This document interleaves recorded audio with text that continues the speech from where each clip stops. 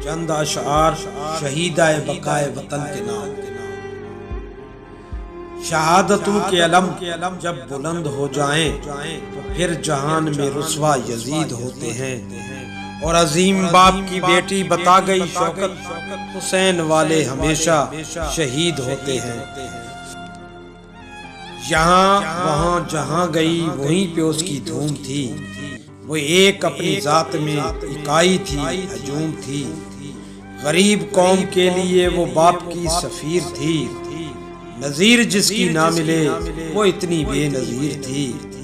वफाक की उमंग थी, अवाम ही के संग थी। कनीज़े करबला की बस यजीदियत से जंग थी। बहा के ले गई वो हर सितम को अपने मौज से। वो करबलाए वक्त में डरी नहीं है फौज से। वो आमिरों के गर्दनों पे नक्शे पा जबा गई। वो भुट्टो भुट्टो करके सबको भुट्टो ही बना गई। भरम उसी के दम से था, वो देश का वकार थी। वो दुश्मनों पे तीर थी, वो बिन्ते जुल्फकार थी। सुनो के उसकी कब्र भी फतह का एक निशान है। उसी के पास तीर है, उसी के हाँ कमान है। वतन के हर गरीब को जगा के आप सो गई। शऊर जब तलू हुआ तो खुद गरूब हो गई।